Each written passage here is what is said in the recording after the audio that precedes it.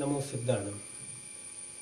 ಎಂದಿನಂತೆ ಇಂದು ಕೂಡ ನಾವು ಪೂಜ್ಯ 105 ಕ್ಷುಲ್ಲಕ ಧ್ಯಾನ ಸಾಗರ್ ಮಹಾರಾಜರ ಸನ್ನಿಧಾನದಲ್ಲಿ ಕುಳಿತುಕೊಂಡು ಒಂದಷ್ಟು ಧರ್ಮದ ವಿಚಾರಗಳನ್ನು ಕುರಿತಂತೆ ತಿಳಿದುಕೊಳ್ಳುವ ಪ್ರಯತ್ನವನ್ನು ಮಾಡ್ತಾ ಇದ್ದೇವೆ. ಕಳೆದ 2 ದಿನಗಳಿಂದ ನಾವು ಗುಣಸ್ಥಾನಗಳನ್ನು ಕುರಿತಂತೆ ಚರ್ಚೆಯನ್ನು ಮಾಡ್ತಾ ಇದ್ದೇವೆ. ಗುಣಸ್ಥಾನಗಳು ಅನ್ನುವಂಥದ್ದು ಮೊದಲನೆಯ ಗುಣಸ್ಥಾನವಾದ ಮಿಥ್ಯಾ ಸ್ಥಾನದಿಂದ 14ನೆಯ ಗುಣಸ್ಥಾನವಾದ ಮುಕ್ತಿಯನ್ನು ಪಡೆದುಕೊಳ್ಳುವಂತಹ ಸ್ಥಾನ ಇದೆಯಲ್ಲ, ಅಲ್ಲಿಯ ತನಕ ಒಂದು ಆತ್ಮ ಚರಿಸಬೇಕಾದಂತಹ ಏರುಗತಿಯ ವಿವರಣೆಗಳನ್ನು ಕೊಡುವಂಥದ್ದು. ಎಲ್ಲಿ ಪರಿಪೂರ್ಣವಾದಂತಹ ಮಿಥ್ಯಾ ದೃಷ್ಟಿ ಇರ್ತದೆಯೋ ಅದು ಈ ಜಗತ್ತಿನ ಸಮಸ್ತ ಜೀವಿಗಳ ಸಾಮಾನ್ಯವಾದ ಒಂದು ಲಕ್ಷಣ. ಅದು ಬಹುತೇಕ ಜೀವಿಗಳು ಇರೋದು ಅಂತಹ ಮೊದಲನೆಯ ಒಂದು ಗುಣಸ್ಥಾನದಲ್ಲಿ, ಅರ್ಥಾತ್ ಮಿಥ್ಯಾ ದೃಷ್ಟಿಯ ಗುಣಸ್ಥಾನದಲ್ಲಿ ಇರ್ತದೆ. ಅಲ್ಲಿಂದ 2ನೆಯ ಗುಣಸ್ಥಾನಕ್ಕೆ ಬರುವಾಗ ನಾವು ತುಂಬ ಅದರ ಬಗ್ಗೆ ಚರ್ಚೆಯನ್ನು ನಾವು ನಿನ್ನೆ ಮಾಡಿದ್ದೇವೆ. 2ನೆಯ ಗುಣಸ್ಥಾನ ಅನ್ನುವಂಥದ್ದು ಮಿಥ್ಯಾ ದೃಷ್ಟಿಯಿಂದ ಹೊರತಾಗಿರ್ತದೆ, ಆದರೆ ಸಮ್ಯಕ್ತ್ವವನ್ನು ಪ್ರಾಪ್ತ ಆಗಿರುವುದಿಲ್ಲ. ಮಿಥ್ಯಾ ದೃಷ್ಟಿಯಿಂದ ಹೊರತಾದ ಮತ್ತು ಸಮ್ಯಕ್ತ್ವ ರಹಿತವಾದಂತಹ ಸ್ಥಿತಿ ಏನಿದೆ ಅದನ್ನು 2ನೆಯ ಗುಣಸ್ಥಾನದಲ್ಲಿ ನಾವು ನೋಡ್ತೇವೆ. ಅಲ್ಲಿಂದ ಅದಕ್ಕೆ ನಾವು ಸಸಾಧನ ಗುಣಸ್ಥಾನ ಅಂತ ಹೇಳ್ತೇವೆ. ಇಲ್ಲಿ ಸಮ್ಯಕ್ತ್ವವೂ ಇರುವುದಿಲ್ಲ, ಮಿಥ್ಯಾತ್ವವೂ ಇರೋದಿಲ್ಲ. ಸಮ್ಯಕ್ತ್ವ ಮತ್ತು ಮಿಥ್ಯಾತ್ವ ಎರಡರಿಂದಲೂ ಹೊರತಾಗಿರುವಂತಹ ಒಂದು ಸ್ಥಿತಿ ಅದಾಗಿರ್ತದೆ. ಅಲ್ಲಿಂದ ಇವತ್ತು ನಾವೀಗ 3ನೆಯ ಗುಣಸ್ಥಾನದ ಕಡೆಗೆ ಅದರ ಬಗ್ಗೆ ಮಾಹಿತಿಯನ್ನು ಪಡೆದುಕೊಳ್ಳೋದಕ್ಕೋಸ್ಕರ ನಾವಿವತ್ತು ಹೋಗೋಣ. ಈ ಒಂದು ಧರ್ಮ ಸಭೆಗೆ ತಮಗೆಲ್ಲರಿಗೂ ಕೂಡ ನಾನು ಆಧಾರಪೂರ್ವಕವಾಗಿ ಸ್ವಾಗತವನ್ನು ಬಯಸ್ತಾ ಇದ್ದೇನೆ.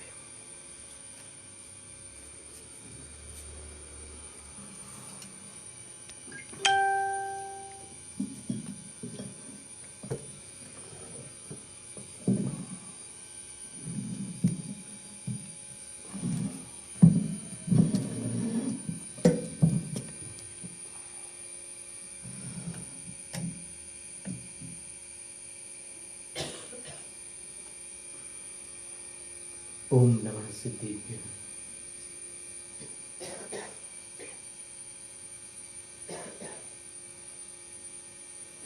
षटखंडागम के प्रथम खंड जीवस्थान में नमोकार महामंत्र तो मंगलाचरण है, और तदुपरांत 9वें सूत्र से लेकर आचार्य महाराज ने, आचार्य पुष्पवंत महाराज ने लगभग 2000 वर्ष पहले गुणस्थानों का वर्णन किया है। ये गुणस्थान सांसारिक प्राणियों की 14 श्रेणियां हैं। 14 categories of mundane living beings are called गुणस्थानास। ये 14 श्रेणियां जो होती है जीवों की, उनको गुणस्थान कहते हैं। उनमें सबसे निचली श्रेणी, जो सबसे पहले प्राथमिक स्थिति है सब जीवों की, वो है मिथ्यात्व। और सर्वाधिक काल मिथ्यात्व में ही सभी जीवों का व्यतीत होता है। और जीवों की अगर अपन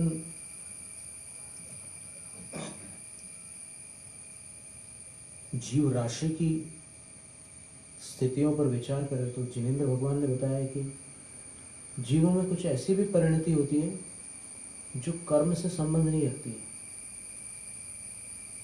वो उनमें सहज रूप से वो चीज़ पाई जाती है, वो कर्म सापेक्ष नहीं होती। वो स्थिति, उसको पारिणामिक भाव कहते हैं। पारिणामिक का अर्थ होता है जिसमें उदय, उपशम, क्षय और क्षयोपशम, ये चारों घटनाएं जिसका इनका कोई लेना देना नहीं होता है, जिसमें वो पारिणामिक भाव होता है। और संसार में पारिणामिक भाव के कारण जीव भव्य और अभव्य ऐसे 2 प्रकार के होते हैं। तो जो भव्य जीव हैं वे ही मिथ्यात्व गुणस्थान से बाहर निकल सकते हैं। और भव्य जीवों में भी 4 श्रेणियां हैं। अभव्य जीव तो वो है जैसे कभी कभी अनाज के दानों में कुछ ऐसे दाने निकलते हैं जो पकाने पर भी पकते नहीं, वो वैसे के वैसे ही कड़क होते हैं। भोजन करते समय कट से आवाज़ आती है, और पहले तो लगता है कि कंकड़ तो नहीं था, पर कंकड़ नहीं होता वो वैसे दाने होते हैं। तो उसी तरह ऐसे कुछ जीव हैं संसार में, है तो अनंत लेकिन अल्प है वो। ऐसे अनंत जीव हैं जो अभव्य है। अभव्य का अर्थ होता है कि उनमें सम्यक दर्शन आदि प्रकट करने की योग्यता ही नहीं है, यानी उनके अंदर से सम्यक दर्शन आदि प्रकट हो ही नहीं सकते। वो हमेशा ही मिथ्या दृष्टि थे, हैं और रहेंगे। उनको अभव्य जीव कहते हैं। फिर भव्य जीवों की 4 श्रेणियां बताइए। एक तो अभव्य समान भव्य। ये अभव्य समान भव्य कौन से भव्य जीव होते हैं? तो आचार्य कहते हैं कि अत्यणंता जीवा जीहिण पत्तो तसाण परिणामो भाव कलंक सुपौरा निगूढ़वासम न मुंचन्ते। सन 85 में 15 नवंबर को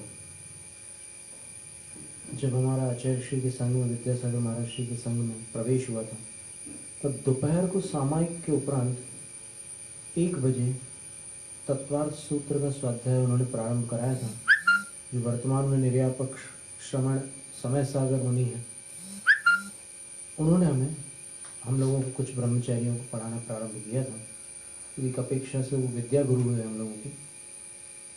तो जब दूसरा अध्याय आया तत्वार्थ सूत्र का, तो उसमें एक सूत्र निकला, जीव भव्या भव्यत्वानि च। उस सूत्र की व्याख्या सुन करके हमारे लिए वो अभूतपूर्व जानकारी थी। उससे पहले हमने कभी सोचा भी नहीं था कि ऐसा भी कुछ होता होगा। तो फिर आचार्य श्री से जब मुलाकात हुई तो उनसे हमने कहा कि ऐसे भी जीव होते हैं कि जो अनादिकाल से मिथ्यात्व में है, आज भी मिथ्या दृष्टि और अनंत काल तक मिथ्या दृष्टि ही रहेंगे। सम्यक तो प्राप्त करने की उनके अंदर क्षमता ही नहीं है। तो आचार्य ने कहा कि हाँ, सर्वज्ञ भगवान ने तो यही कहा है कि ऐसे जीव होते हैं। तो वो जीव केवल ज्ञान में आए हुए हैं, अर्थात केवल ज्ञान के वो विषय हैं वो जीव। तो केवली ने बताया है कि ऐसे जीव होते हैं, उनको केवल ज्ञान में जानकारी हुई है। तो हम तो बहुत उदास हो गए कि जिन शासन की शरण में आकर पापी से पापी जीव तर जाते हैं, मोक्ष चले जाते हैं, पर ये ऐसे जीव हैं जो हमेशा संसार ही रहने वाले हैं। बहुत दुख की बात है। यानी जिन शासन कैसे कैसे जीवों को तार देता है। अंजन से पापी, ऐसे भी बोलते हैं ना, एक दोहे में आता है ना, विनय पाठ में आता है। तो फिर ये कैसा है? बोले ये स्वभाव है उनका, पारिणामिक भाव। अब भव्यों में देखिए आप, जो गाथा अभी हमने आपको सुनाई थी, मूलाचार ग्रंथ में आती है, गुम्मटसार में आती है, धवला में आती है। ये गाथा और खतरनाक है। ये गाथा क्या कहती है? अथि अनंता जीवा, ऐसे अनंत जीव आज हैं जो अनादिकाल से कभी भी त्रस पर्याय में नहीं आए हैं।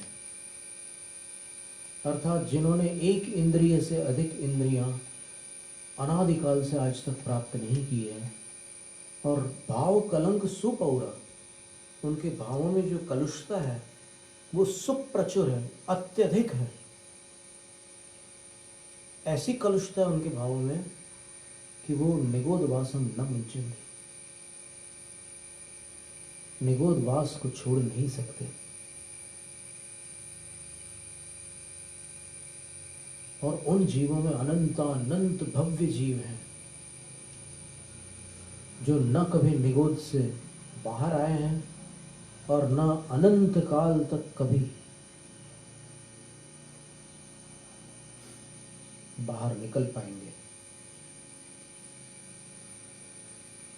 ये कितनी दर्दनाक बात है कि अभव्य तो स्वभाव से ही सम्यक्त को प्राप्त नहीं हो सकता, पर भव्य स्वभाव से तो प्राप्त हो सकता है।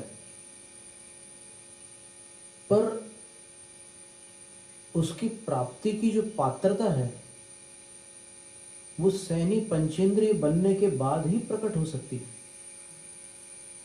जिसको एकेंद्रिय से ही छुटकारा नहीं मिलेगा वो कैसे सम्यक दृष्टि बनेगा?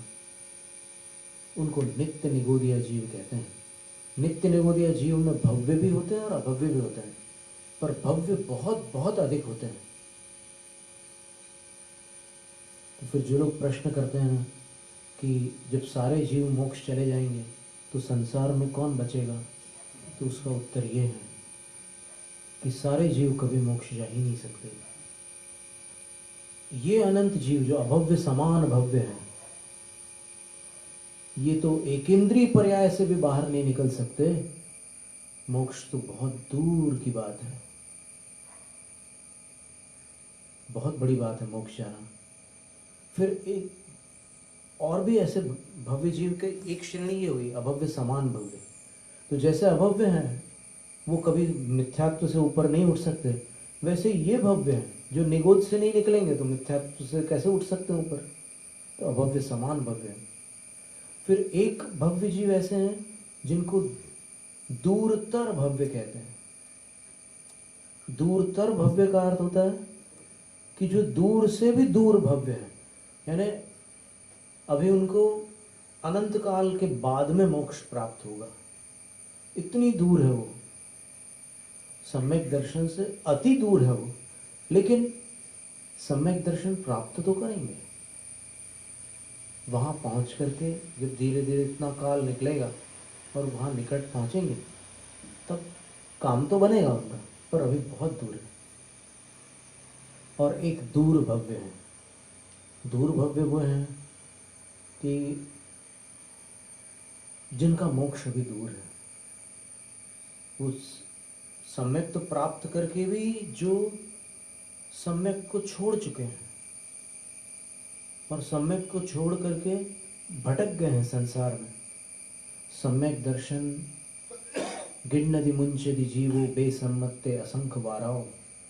दो प्रकार के सम्यक दर्शन ऐसे होते हैं, औपशमिक और क्षयोपशमिक, जिनको एक जीव असंख्यात बार प्राप्त करके छोड़ सकता है।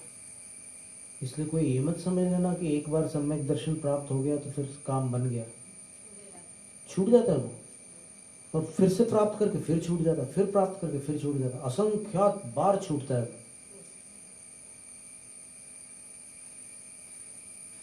तो कई ऐसे जीव हैं जिनको सम्यक तो प्राप्त हुआ था एक बार और छूटा सो ऐसा छूटा कि घोर मिथ्या दृष्टि बनकर अनंत भव धारण कर रहे हैं।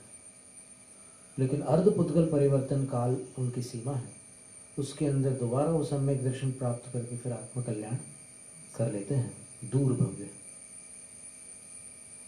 और चौथे जो भव्य होते हैं वो निकट भव्य होते हैं, जिनकी संख्यात भवों की सीमा रह गई है इस संसार में। संख्यात यानी गिन सकते हैं अपन उनके भाव, उतने जन्मों में जिनको मोक्ष प्राप्त करना है वो निकट भव्य है। जिन्होंने शिखर जी की एक बार वंदना की है, यात्रा नहीं, वंदना। यात्रा बहुत लोग करते हैं और दुनिया के काम करते हैं वहां जाकर के। जिन्होंने वंदना की है, अभी यहाँ ग्रंथ रखा हुआ है समेत शिखर महात्म्य, उसमें एक श्लोक आया है कि वो 50 भव धारण नहीं कर सकते, 49वें भव में नियम से मोक्ष प्राप्त कर लेते हैं। और कम में भी कर सकते हैं, पर अधिकतम सीमा जो है वो वहां तक की है। वंदना याद रखना हो। और अब कभी भी जाओ तो ऐसी वंदना करना कि जिसमें दुनिया के दूसरे काम न हो। वंदना, अभी सुनिए आप, शांत रह करके सुनिए आप। श्रोता बनने से सम्यक होता है, वक्ता बनने से नहीं होता है।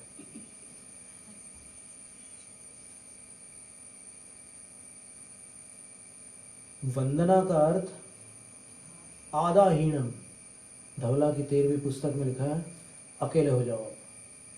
वंदना के समय कोई साथी नहीं आपका, जो साथ चल रहे हैं वो भी अकेले हैं। अगर 20 लोग हैं तो 20 अलग अलग एंटिटीज हो, बिल्कुल अकेले होकर, क्योंकि ये आराधना है। आराधना आत्मा से होती है, और आत्मा कभी दो नहीं होती, आत्मा एक होती है। तो ऐसी आराधना करिए आप कि वो वंदना की श्रेणी में आ जाए और उससे सीमित भाव रह जाए। और शिखर जी की वंदना इतनी महत्वपूर्ण है कि उसके विषय में हम क्या कह सकते हैं। एक टोक की वंदना, अभिनंदन नाथ भगवान की जो आनंद कूट है, उसकी अकेले की वंदना करने वाले को कभी भविष्य में तिर्यंश योनि और नरक योनि की प्राप्ति नहीं होती। अपन शिखर जी की वंदना तो बहुत बड़ी बात है, केवल एक अभिनंदन नाथ भगवान की टोक की वंदना कर लो तो भी तिर्यंश और नरक गति की प्राप्ति नहीं होती। तो ये संसार के इतने गुणस्थान हैं। अपन ने मिथ्यात्व गुणस्थान का विवरण पढ़ा था कि वो 4 प्रकार का अथवा 5 प्रकार का, अथवा जितने मंतव्य है उतने प्रकार का मिथ्यात्व हो सकता है। आचार्य महाराज ने कहा था ये तो 4 और 5 की संख्या तो संक्षेप से बताई है, बाकी धारणाओं की गिनती अगर करोगे तो फिर गिन नहीं पाओगे, इतने प्रकार के मिथ्यात्व होते हैं। तो वर्गीकरण किया उन्होंने, 4 कैटेगरीज बनाई, क्रियावादी, अक्रियावादी, अज्ञानवादी, वैनिक, ऐसे 4 कैटेगरीज बनाई। फिर इधर 5 प्रकार के मिथ्यात्व बताए, विपरीत मिथ्यात्व, संशय मिथ्यात्व, अज्ञान मिथ्यात्व, वैनिक मिथ्यात्व और एकांत मिथ्यात्व, ऐसे 4-5 कैटेगरीज बना दी हैं वो समझाने के लिए। बाकी भेद वैसे देखो तो 336 मत होते हैं, मिथ्या मत 336 होते हैं, 336 नहीं 363 है, 363, 3 और 6 की गिनती थोड़े आगे पीछे होगी, 363 मत होते हैं। तो मिथ्यात्व गुणस्थान का वर्णन, सबसे विकट, सबसे भयंकर, सबसे प्रचंड कर्म जो होता है वो मिथ्यात्व होता है। हालाहल विष जैसा अनुभव और 70 कूड़ा कूड़ी की उसकी उत्कृष्ट स्थिति होती है। 7 बार 24-24 तीर्थंकर हो जाते हैं, तब जाकर के एक समय में बांधे हुए मिथ्यात्व का अंतिम निषेध खिलता है। इतना अधिक उसका काल है, कालावधि उसकी इतनी है, और भावावधि ऐसी है कि हलाहल विष जैसा होता है। तो मिथ्यात्व से बड़ा कोई शत्रु नहीं है और सम्यक्त्व से बड़ा कोई मित्र नहीं है, ऐसा आचार्य सामंतभद्र स्वामी ने रत्नकंठ श्रावकाचार्य में लिखा है। क्या लिखा है? नहीं सम्यम न सम्यक्त्व समं किंचित त्रैकाल्ये त्रिजगत्यपि श्रेयो श्रेयश्च मिथ्यात्व समं नान्यत् तनुभृताम्। सम्यक के समान तीनों लोक और तीनों काल में संसारी प्राणियों के लिए कोई कल्याणकारी अन्य वस्तु नहीं है, और मिथ्यात्व के समान तीनों जगत और तीनों काल में संसारी प्राणी के लिए कोई अन्य अकल्याणकारी वस्तु नहीं है। वीर वर्धमान चरित्र में आचार्य सकल कीर्ति भट्टारक जी ने लिखा है, क्या लिखा है? एकतः सकलम पापम मिथ्यात्वमेकतस्तयोः वदन्त्यत्रान्तरं दक्षा मेरु सर्षपयोरेव। एक तरफ आप मिथ्यात्व पाप को रख दो और दूसरी तरफ सब पापों को रख दो, और दोनों में तुलना करो तो ज्ञानी जन कहते हैं, गणधर आदि कहते हैं कि इन दोनों में सब पाप जो है वो सरसों के दाने के बराबर है, और अकेला मिथ्यात्व उन सब पापों की तुलना में मेरु पर्वत के बराबर है। इसलिए इस जन्म में अगर मिथ्यात्व से छुटकारा मिल गया तो आगे की कोई आशा बनती है, वरना वही 84 लाख योनियां, वही 197 कुल कोटियां, कोई अंत नहीं है इस जगत में। संसार भ्रमण का कोई अंत नहीं है, और केवल जिन शासन ही शरण है। फिर जो सम्यक्त से पतन के समय एक गुणस्थान आता है, सम्यक का काल पूरा नहीं हुआ है लेकिन अनंतानुबंधी आ गई बीच में, तो अनंतानुबंधी ने उसको सम्यक से पटक दिया नीचे। तो सम्यक्त रूपी रत्न पर्वत के शिखर से जो नीचे की ओर गिर रहा है, लेकिन अभी मिथ्यात्व में आया नहीं है, बीच में है। 6 आवली काल होता है उसका, और कम से कम एक समय भी हो सकता है। उसको सासाधन कहते हैं। सासाधन, आसाधना का अर्थ होता है सम्यक का विनाश। तो जिसने सम्यक का विनाश कर दिया, आसाधना की, 33 आसाधनाएं बतलाई है मूलाचार ग्रंथ में, भगवती आराधना में, कि उन 33 आसाधनाओं से संलेखना का विघात होता है, इसलिए आसाधनाओं से सावधान, ऐसा उपदेश दिया आचार्य महाराज ने। तो वहां से गिरा है, लेकिन अभी मिथ्यात्व की भूमि का स्पर्श नहीं हुआ, बीच में है। जैसे फल पेड़ से गिरता है, पर अभी धरती को जब तक नहीं छूता तब तक बीच में रहता है, पर गिरता निश्चित है। उसी प्रकार ये भी निश्चित मिथ्यात्व में आता है, सासाधन सम्यक दृष्टि। तीसरा गुणस्थान जो है सम्यक मिथ्या दृष्टि गुणस्थान है। तीसरे गुणस्थान में क्या होता है, ये जात्यंतर सर्वघाती एक प्रकृति है, उसको मिथ्यात्व के समान सर्वघाती भी नहीं कहा और सम्यक प्रकृति के समान देशघाती भी नहीं कहा, लेकिन ये जात्यंतर सर्वघाती है। ये सम्यक का घात तो करती है, लेकिन एक अलग प्रकार से करती है।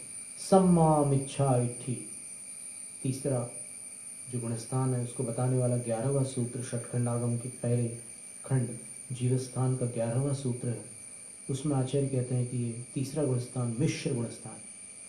इसमें श्रद्धा कैसी होती है, दृष्टि श्रद्धा रुचि प्रत्यय इति यावत।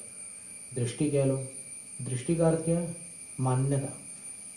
एक दृष्टि तो आंखों वाली दृष्टि होती है, पर एक दृष्टि है मान्यता। मेरी दृष्टि में तुम बहुत अच्छे इंसान हो, ये क्या है, यानी तुम बहुत सुंदर दिखते हो, ये अर्थ है क्या उसका? नहीं, यानी मेरी धारणा में तुम एक अच्छे इंसान, उसका अर्थ है दृष्टि। श्रद्धा, श्रद्धा का अर्थ होता है फेथ, श्रद्धान। फिर रुचि का अर्थ होता है एक रुचि। फिर प्रत्यय का अर्थ होता है विश्वास। ये सब एक अर्थ है। समीचीना च मिथ्या च दृष्टि यस्यासौ सम्यक मिथ्या दृष्टि। जिसकी श्रद्धा समीचीन भी है और मिथ्या भी है, मिश्र है, उसको सम्यक मिथ्या दृष्टि कहते हैं। अब ऐसी श्रद्धा होती है सर्वज्ञ प्रणीत वचनों पर भी श्रद्धान रहे उसको, और फिर अन्य असर्वज्ञ प्रणीत वचनों पर भी श्रद्धा है, दोनों को मान्य कर रहा है। काल उसका अंतर्मुहूर्त है, ज्यादा काल नहीं, पर दोनों प्रकार का श्रद्धान जिसके अंदर पाया जाता है वो सम्यक मिथ्या दृष्टि जीव कहलाता है। तो ये मिश्र गुणस्थान भी कहते हैं इसको, सम्यक मिथ्या दृष्टि भी कहते हैं। जैन जयतु शासन।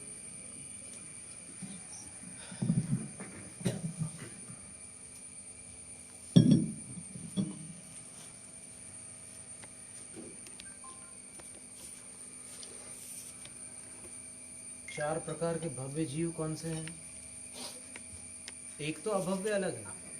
चार प्रकार के भव्य जीव, अभव्य समान भव्य, फिर दूरतर भव्य, दूरतर, शास्त्रों में दूरानुदूर शब्द नहीं आता, दूरतर भव्य, और तीसरा दूर भव्य, चौथा निकट, आसन्न भव्य, प्रत्यासन्न भव्य भी बोलते हैं, आसन्न भव्य भी कहते हैं।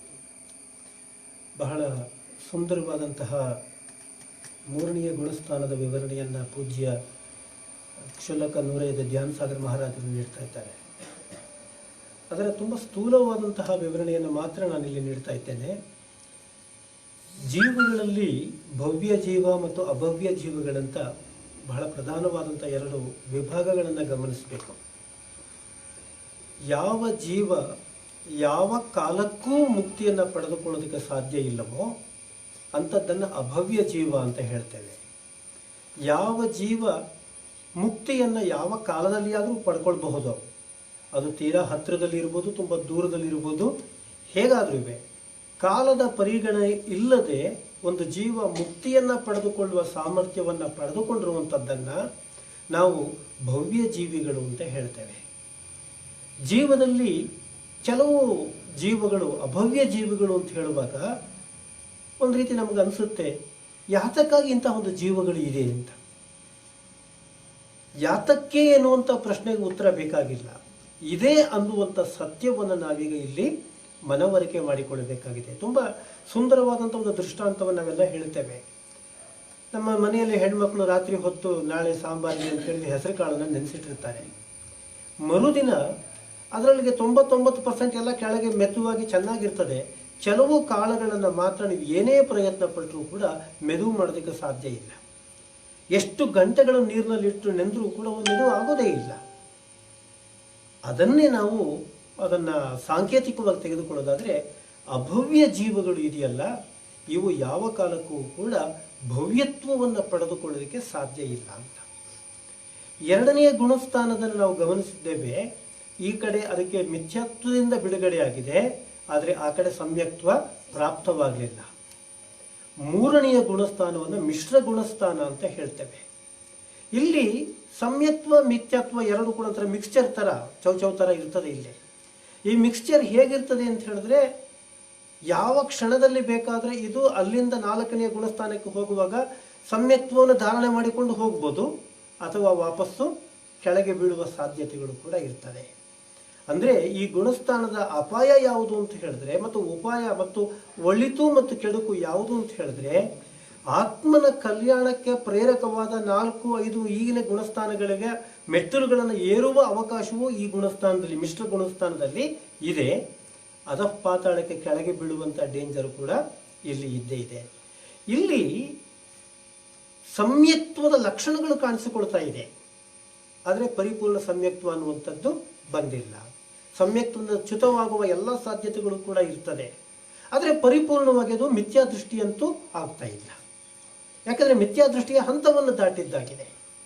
ಇಂತಹ ಒಂದು ತುಂಬ ಸೂಕ್ಷ್ಮವಾದಂತಹ ಹಂತ ಅಂತ ಹೇಳಿದ್ರೆ ಅದು ಮಿಶ್ರವಾಗಿರುವಂತಹ ಭಾವನೆಗಳನ್ನು ಪಡೆದುಕೊಳ್ಳುವಂತಹ ಹಂತ. ಸಮ್ಯಕ್ತ್ವವು ಅಲ್ಲಿ ಇದ್ದರೂ ಕೂಡ ಭಾವನೆಗಳು ಮತ್ತು ಕಷಾಯಗಳ ಕಾರಣದಿಂದಾಗಿ ಅಲ್ಲಿ ಒಂದಷ್ಟು ವಿಭಿನ್ನವಾದಂಥ ಚಿಂತನೆಗಳು, ಆಲೋಚನೆಗಳು ಕೂಡ ಅಲ್ಲಿ ಇರ್ತದೆ. ಆದರೆ ಎರಡನೆಯ ಗುಣಸ್ಥಾನದಿಂದ ಒಂದು ಹೆಜ್ಜೆ, ಒಂದು ಮೆಟ್ಟಿಲು ನಾವು 3ನೇ ಗುಣಸ್ಥಾನದಲ್ಲಿ ಏರಿರುತ್ತೇವೆ ಎನ್ನುವಂತಹ ಮಾತುಗಳನ್ನು ಹೇಳ್ತಾ, ಇದರ ಬಗೆಗೆ ಮತ್ತೆ ನಾಳೆಯ ಧರ್ಮಸಭೆಯಲ್ಲಿ ನಾವು ಚರ್ಚೆಯನ್ನು ಮುಂದುವರಿಸ್ತಾ ಇದ್ದೇವೆ. ನಮೋ ಸಿದ್ಧಾಣಂ ವರ್ಧತಾಂ ಜಿನಶಾಸನಂ.